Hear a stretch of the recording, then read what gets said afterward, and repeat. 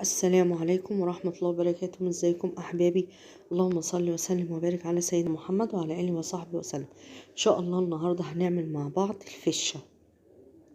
أنا معايا هنا فشة ضاني.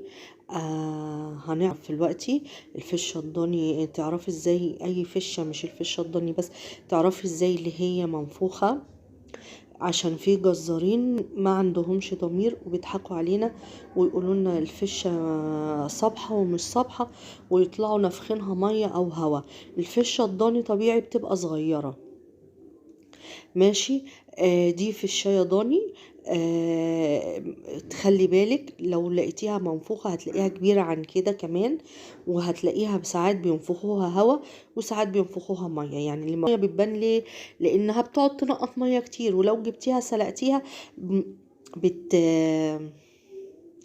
بتنزل ميه كتير. انا هنا غسلت دي كويس قوي من جوه ومن بره، وانا اهو وريت لكم دلوقتي. انا رحت حملتها في الحوض فتحت الحنفيه، نفختها عشان اوريها لكم.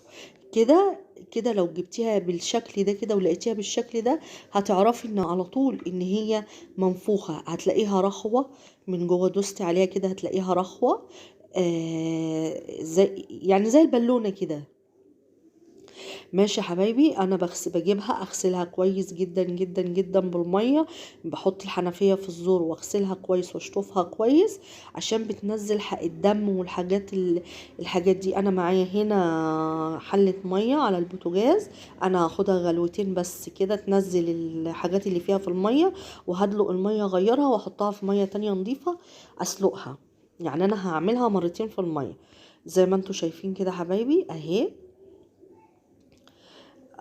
انا حطيتها في الميه، اسيبها بقى تاخد غلوتين كده تنزل كل الريم والحاجات اللي بتبقى فيها اللي مش كويسه ديت، وبعدين هدلقها واشطفها واحط ميه نضيفه زي ما انتوا شايفين يا حبايبي. ان شاء الله اهي دي كده بعد ما غلوتين بس كده ودلقت الميه اللي فيها وشطفتها.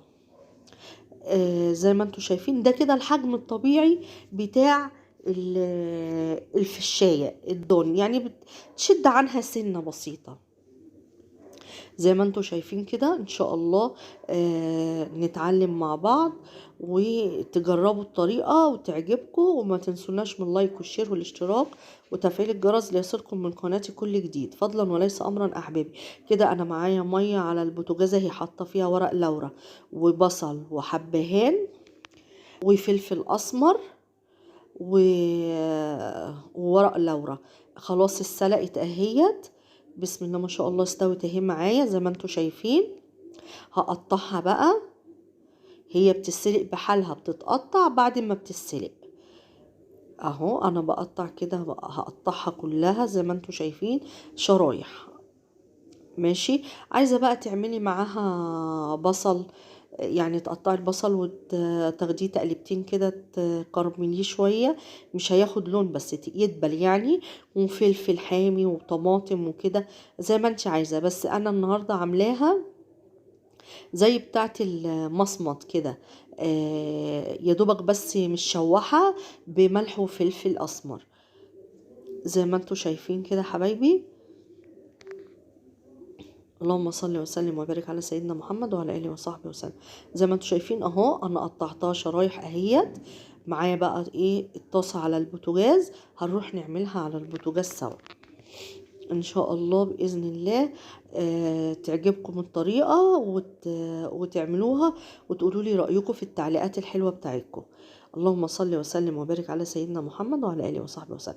انا معايا هنا الطاسه حاطه فيها معلقه زبده ومعلقه زيت، اللي يعجبك. عايزه تعمليها بزيت بس ماشي، عايزه تعمليها بزبده ماشي، الايه اللي يريحك. زي ما انتم شايفين كده اول ما الماده الدهنيه بتاعتي هتسخن في الطاسه هنزل بالايه بالفشه.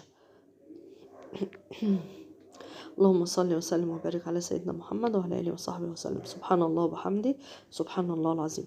خلاص كده الطاسه سخنت، نزلنا بالفشه بتاعتنا زي ما انتوا شايفين كده. انا مش هقعد اقلب فيها كتير، انا هسيبها شويه كده واروح مقلبها تاني، بفردها في الطاسه عشان ايه تبقى مفروده كده وتبقى كويسه انا هحط عليها بقى ملح وفلفل اسمر.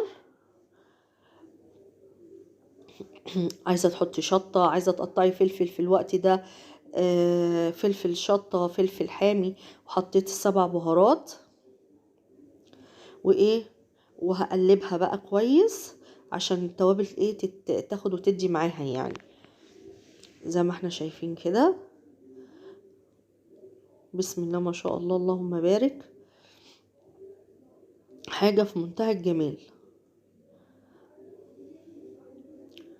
زي ما انتوا شايفين اهو يا حبايبي. انا بقلبها بقى عشان تتشوح من كل الجهات.